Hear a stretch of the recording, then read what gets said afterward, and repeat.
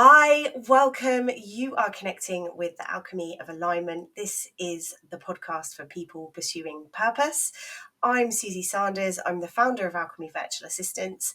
I'm a small business coach and mentor, and I'm also your host. So whether you're a long-time listener or this is your first episode, thank you for your presence and for being here. It's really valuable. And today, as we continue to explore our journeys and relationships with purpose, I have a really treasured guest with me today, a lovely lady and a powerful coach by the name of Kram from Into Your Element Coaching. Charlie's one of the few coaches in the UK that's accredited with the International Coaching Federation and trained to a professional level. I have had the privilege of being coached by Charlie in the past, and she's a gift. She really is. So after a little bit of pestering, she agreed to come and speak with me and you on this podcast. So Charlie, thank you for being here today. Thank you for having me. It is an absolute joy. Well, we were just chatting before, weren't we, that we're kind of a little bit apprehensive about where this conversation is going to go, because we do tend to go off on tangents and we do tend to go to the kind of big questions and the quite philosophical. So let's see. I'm glad you're here with us anyway. And as I do with every episode of this podcast, we start with a big question. So whether you're watching or listening today, I would invite you to take this as a reflexive question for yourself as well, if you feel you need it. But my first question for Charlie is working with the notion that purpose is a journey. How do you express your purpose? What's your vehicle, Charlie? Oh my goodness. And, this feels massive because ultimately I guess it is. And I think for me, purpose is, well, it's everything, but it's also really varied. So, what is my vehicle?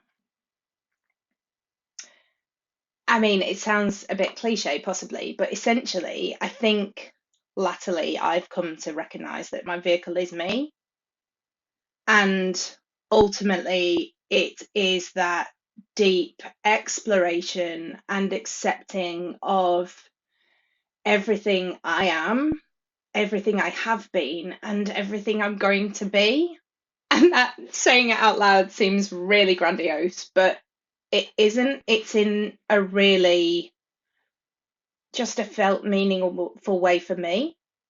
And I think it is that thing of people and connection are a massive deal for me. I started off with acting was my absolute passion. And essentially that was driven from that sense of connection, storytelling, actually all of the old wisdom of things being passed down through generations. And as I have journeyed, and it's been a potted history, but essentially I went off into a corporate world to support my absolute dream of being a mum, because obviously here in the UK we do get maternity leave, we do get paid maternity leave, and that felt like a supportive way to start a family.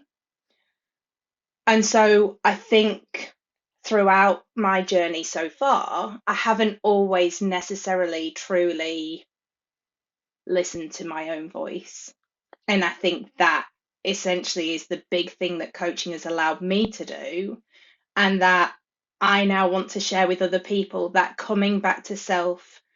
And I think it ultimately boils down to that self acceptance and saying, I like myself. I know where I am, I know where I've been, and ideally, I've got an idea of where I want to go. I don't necessarily know how, but I know I'm ready to take committed action, however imperfect, towards that. I'm not sure that answers your question, but I think that is some of what came up for me through your asking. So thank you. Oh, Charlie. Woo! What a way to start.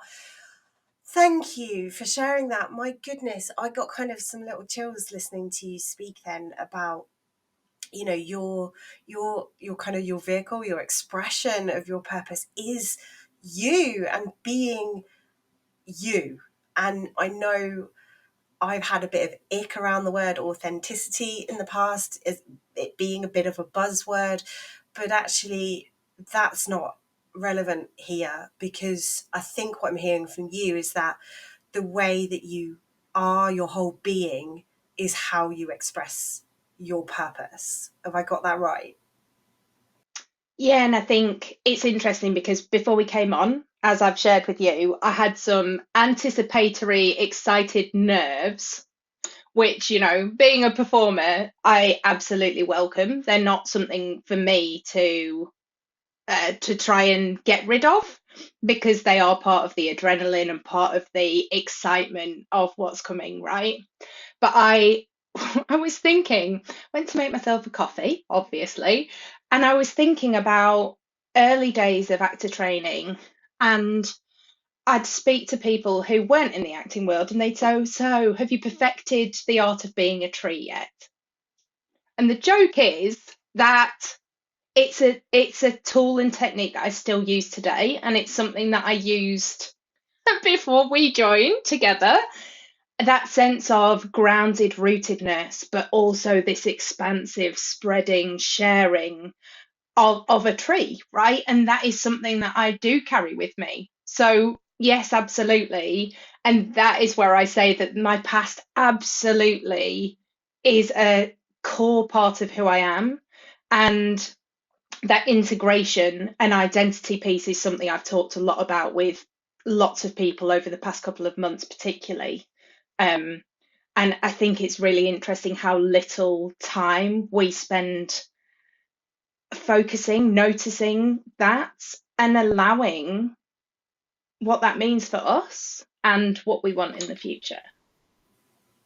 Oh, so much goodness there, because you're right. I mean, it's a journey, whatever we are wanting in the future, wherever we are today, wherever we've been, it's all valid, right? And it's all meaningful. And that, you're right, it's kind of what's kicking up for me now is this kind of busyness that, we live in such a fast paced, switched on, instant gratification world. Like, things are faster, quicker, slicker. And I know it's something I'm still exploring. They're kind of getting stuck in that busyness, if that's what it is for you, and then not making the space for the integration, as you say, but the reflection, the lessons, and actually, that's something that creating this podcast certainly helped me with, to have these conversations, because they're so important for so many reasons.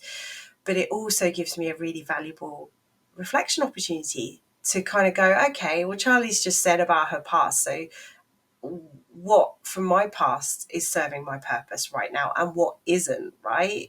Because it's so easy to just drop into the negative and the challenges and the problems, and particularly in business, I think.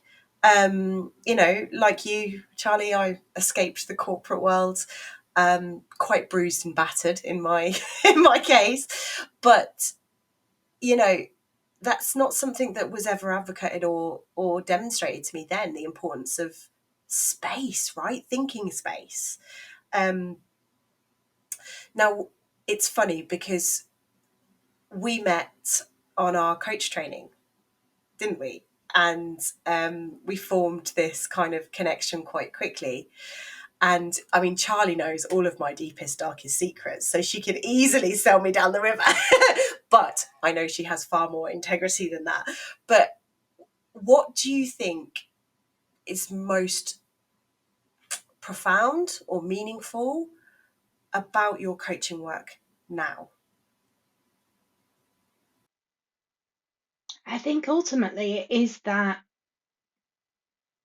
acceptance and allowing of space. And ultimately, I would say the coaching space that I create with my clients is fundamentally reflective of the space that the coach training provided for me. And I don't think I'd had good coaching before doing the coach training. I'd had coaching, but this is kind of different, right? The pure coaching absolutely puts that client in the driver's seat fully. This is not about do this, do that, do the other. This is about meet yourself. Allow me to meet you too, and allow me to reflect back some things that you might not be aware of or might not be seeing in terms of possibly things that are from the outside evident within that person, but they can't see or can't own or honor for whatever reason. Because we're complicated things, right? Us human beings. This is not a straightforward journey. And it essentially brings me back to that, old wisdom of we were never meant to do this alone. And actually, the fast paced world that you talk about for me is one of the biggest drivers. And the whole, pandemic thing made me really realize how isolated people were becoming. And it was already happening. And COVID just kind of sped everything up and shone a massive spotlight on it again. Thank you, universe, for showing us where we needed to take some action. And I think it is that thing of saying, okay, this is where you are. I see you. I welcome all of you, however comfortable or uncomfortable you may be. But this is absolutely your space to bring what you are ready for. And I think the other piece is there's this saying, isn't there, about you can only meet someone at the level at which you have met yourself. And you and I both know we love the boggy depths. That doesn't mean every client has to go there, but should a client want to, I am all in. Like, it is that ability to deeply, truly take the time and space to connect with self, and even just acknowledgement and awareness, right? Always the starting point, but it can be so liberating. And I think that is the gift for me in coaching.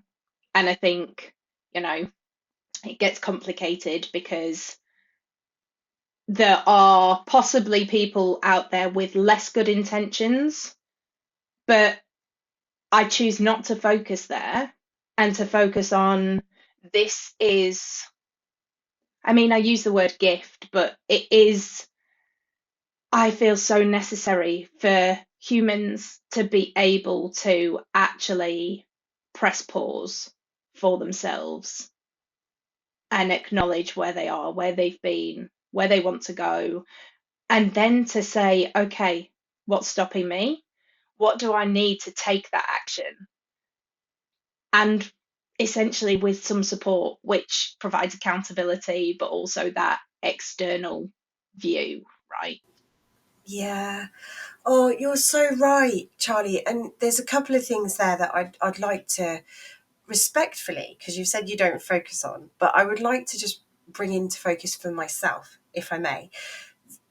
I had a real resistance with calling myself a business coach. Firstly, not a big fan of labels, but I had a lot of resistance about calling myself a business coach. Now, I work predominantly, when I've got my coaching practice hat on, with small or startup businesses. And I, like you, am a pure coach. And for anyone who is not familiar with that term, it is pure. It's non-directive. It's non-judgmental. It's, as you say so eloquently, Charlie, it's meeting that. It's holding a mirror up to that client and meeting that client where they are. And I think the resistance that I felt was because the coaching industry is so big and so diverse, and there, I wholeheartedly believe there is a place and space for everyone. But I'd seen so much, excuse my French, bullshit out there about 6 figures in 6 seconds. Try my proven framework for becoming a unicorn, and so much stuff. And I say this compassionately and respectfully, but that caused so much conflict in me because I knew that that wasn't me, and that's what I had associated with being a business coach. So it's taken me a little while to kind of find my flow and acceptance with that. But the coaching industry is unregulated. You can do an hour webinar and call yourself a coach, and I'm okay with that, and I'm not okay with that at the same time. But I'm sure you've got something more to add on there before I come back to that point that you made about human beings being able to pause and adjust pace. So what are your thoughts? Yeah, and I think I too went through a massive, oh my goodness, I can't call myself a coach. Everyone thinks they're complete cretins. And I think it was that realization of, as I've come back to time and time again, is you do you. I know what I provide, what you provide, what other people in our space provide in terms of that pure non-directive coaching is sound, right? There is loads of research evidence of the impact. I mean, if nothing else, if you take a step back and say, oh, when was I last really listened to? When was I last in a space where I wasn't interrupted or talked over or dismissed or told I was wrong for thinking something through? Actually, in this modern fast-paced world, sadly, it isn't that common. I do think things are starting to shift, but I think part of that is thanks to coaching. I think the other bit for me is you can't change some things, right? It's back to Stephen Covey's circles of whatever it is, circles of control, and saying there are things of our control, and that's okay. And spending too much energy there is not a good choice, right? For me, that is not a good choice. That is not where I choose to focus my energies. Other people will do as they will. The concern it brings in is that essentially people miss out on the opportunity of this deeply honoring, expansive, joyful opportunity and practice of being coached, of allowing yourself to meet yourself. There's a lot of words going very funny here, but allowing that space to truly meet yourself and be met and supported.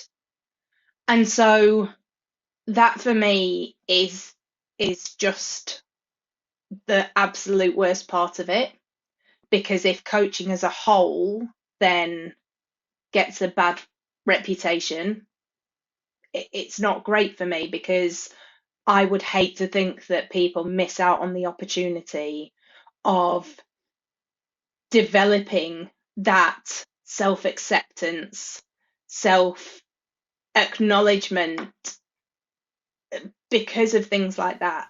Mm.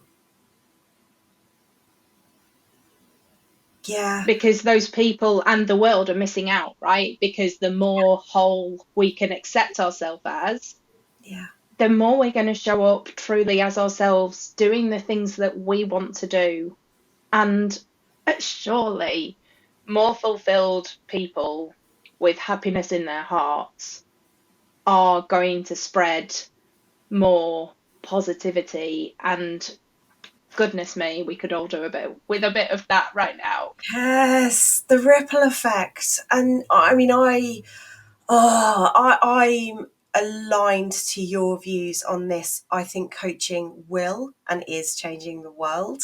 I will be as bold and dramatic as to say that, because you're right about the listening. Like, we don't, one of, it's not a podcast episode without a book recommendation, but one of the books that really affirmed so much to me was Time to Think. And I know you've read that because that was part of our kind of our training reading list. And, you know, you're absolutely bang on with what you say about the studies, the research. You know, I know from our training, evidence-based, backed in neuroscience. Like, when you're a coach, you are working with people's brains, and a brain's like a fingerprint. No two brains are the same. And I've lost my trail of thought, so I'm going to lean on you to come back. But I think it was about this kind of, I saw an article recently about, I was particularly interested in it because it was a virtual assistant company in America, I believe. I know you've probably seen this as well, about they replaced all of their management team with coaches, which I think is a bit dramatic, to be fair.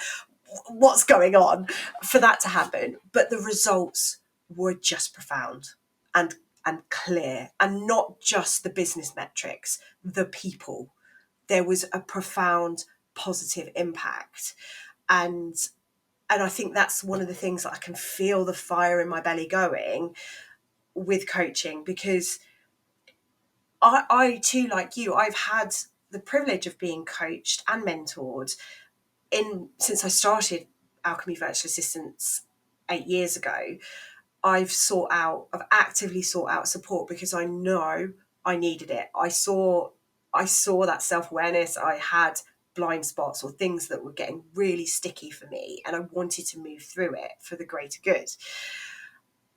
But until I dived into our coaching diploma, I realized I hadn't ever experienced that really pure coaching. And it can be, I mean, I know I found it quite uncomfortable. And as a coach, I think some of the most profound results my clients have informed me of have been when I've done less, almost, which is a real polar opposite of the world that we do live in, right? Or is that just my perspective? No, absolutely. I mean, so for me, we've talked about this a lot. The world is full of dichotomies, right? And I've talked about this two-ness. Apparently, the posh word is duality. So there you go, take your pick. But essentially, for me, yes, absolutely, there has to be this ability, this space to hit pause, to have the space to stop, to reflect. But the action, the doing is also critical, right? Because without it, we just stagnate. And so it's finding that harmony for each person. And I would guess that actually it is different for each person and their situation. And obviously, with young kids, you don't always have the opportunity to hit pause. um, but I guess that's when you're dealing with any other people, right? You, again, can't control other people. You can control how you respond rather than react. But I think it's this blend, this idea of knowing that it's in your toolkit, knowing that when it gets too much, you can go, okay, and I go within and I see what's going on and I allow myself the time, the space, the connection with body, mind, beyond to say, okay, consciously, where do I go from here? And so, yeah, absolutely. For me, that pause, that stop, even sometimes is crucial, but the action has to be present for me for the balance. Yeah. Yeah. Yeah, and you've reminded me of a little story that I can't pinpoint where I saw it, but it's the story I use when somebody's like, so really, what is coaching? And I'm going to do my best to articulate it quickly now, but bear with. And it's this concept of a snowy hill. Charlie, have you heard this? No, don't think so. Okay. Well, there's no So I pressure. can't help you. Well, you can't help me, but there's no pressure if I mess it up. So it's the concept of this snow-covered hill, and you've got your sledge, and you're at the top of the hill, and you go down, and there's tracks formed in the snow from your sledge. And I think it's fair to say the more you go down that hill, the easier it is for the sledge to just find those tracks and go down. And how this links to coaching is that's a bit like day-to-day habits, unconscious activities that we do, thought patterns, processes. That's a bit like a visual of what's going on in the brain. Whereas when you're in a coaching session and a coach gives you that space and that opportunity for reflection and for real deep thinking, that's like picking up the sledge and going, well, hang on, I don't want to go down that track. I'm going to turn around and go down the other side of the hill. And that's what happens in a coaching session. But then this is where it's relevant, I hope, for what you were saying about the action. You've got to work hard to form those new tracks, because you're in the sledge will find the old track and it will go super fast because there's already some friction there, and it's really easy to do. But if you are consciously picking up your sledge and choosing a different part of the hill, then that's going to take some work. And for me, that's one of the things, one of the stories I like to share potentially with people if they're considering coaching. It's like, you're not going to come to a coaching session and change your life overnight. It is, if you're making those conscious changes, it can be quite difficult. And that takes what that takes for you. I hope I did that story justice, because I love it.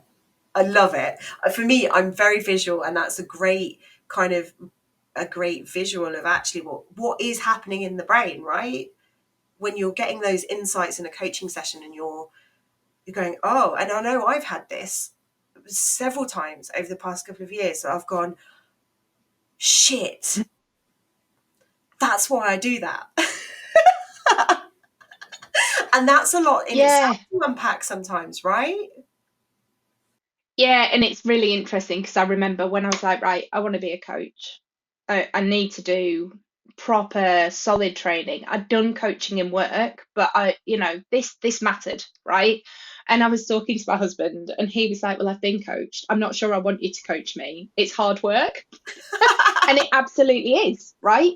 Because I think the reality is that you as the participant, the client, it is work, and there is an element of what you put in is what you will get out, because the greater awareness you can bring to your own situation, the better, right? And the reality is, if you want something to change,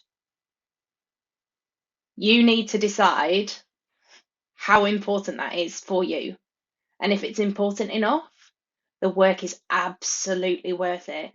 And actually, I would go as far as saying it's joyful, because it can be something really tiny that in it can be in one coaching session someone suddenly goes, whoa, hang on a minute, I did not know that I believed that, but I don't believe that, so what?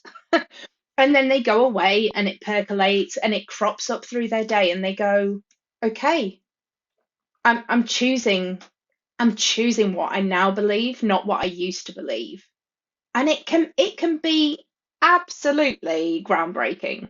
I know I've had sessions like that where I go, oh, okay, so that's a bit of a change. Let's see what happens. And there's a big part of me that wonders how I am here right now on this glorious podcast with you. And I look back 18 months and I deeply thank myself, because actually this stuff does matter, and it matters for each and every one of us. And I know we've talked about this before, the more that coaching can be accessible and people can access that, the better. This is the ripple effect we talked about before, and it is that growth in self and in community. Yeah. Well, I can see, sense, and understand how intricate coaching is in your life and your being. And I would argue that, based on how we opened this conversation, I'd argue that coaching perhaps is your vehicle for your purpose, right? Well, it's really interesting when you were talking before about the corporate world. I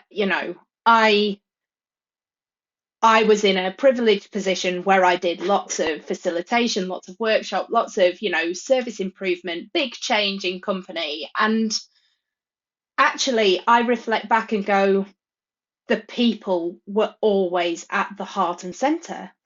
And that has never changed and will never change. And I think for me, I go, and there are lots of times where I've gone, had I had coaching at this point in my life, had I had coaching at that point in my life. But for me, you talking about the VA company in America who switched out all their managers for coaches, I go, absolutely, it makes sense to me. The change that coaching mindset, that coaching approach, when done with integrity, I think can be absolutely groundbreaking for companies and their individuals. Because one of the big things I always talked about was, it's all well and good to have your, flagship policies saying this is what we stand for. But if you don't actually deliver on it on the ground, it is absolutely meaningless. And that goes across the board. And again, there are massive shifts, right, in equality and diversity, in maternity, in paternity, in support for people going through ICF. No, IVF, Freudian slip, people going through IVF. And actually, it's all of these things, recognizing the individual as the absolute powerhouse of our whole world. Companies, for me, need to get on board with that. Maybe not in quite as an extreme way as the VA company, but actually, yeah, empower your people. Allow them that time and space for creative thinking. You look at the big, creative, successful, hard hitting companies, Apple springs to mind. There is a culture of growth, expansion, creativity, and it all comes out of that ability to pause and connect and accept what you are bringing to the table.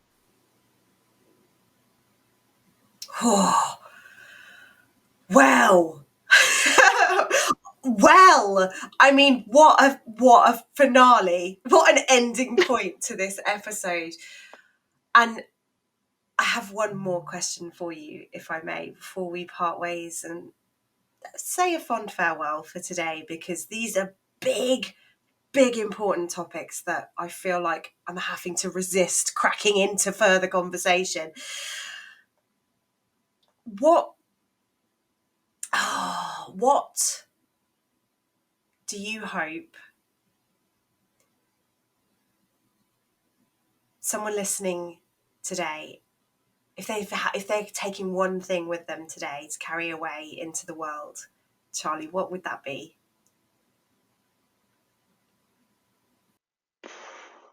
Be open to curiously explore, whether that be with yourself or with a coach. Absolutely, you are fire. And I think there are so many people out there who feel this sense of more. And okay, so I'm here.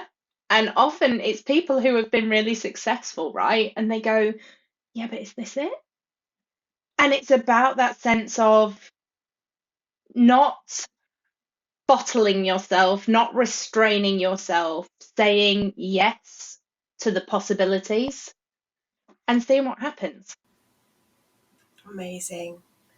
Thank you so much, Charlie. What a joy it's been to spend some time with you today. Thank you so much for sharing your insights and your wisdom and your passions with us today. And thank you for being here and absorbing them. That's the end of another episode. Thank you for being here. I'd also like to express my gratitude to digital design experts D-Type, who sponsor this season of the Alchemy of Alignment, and they've helped us in more ways than one. We'll catch up with you in another episode soon. I'm Susie Sanders. I'm privileged to be your host, and I'll speak to you soon.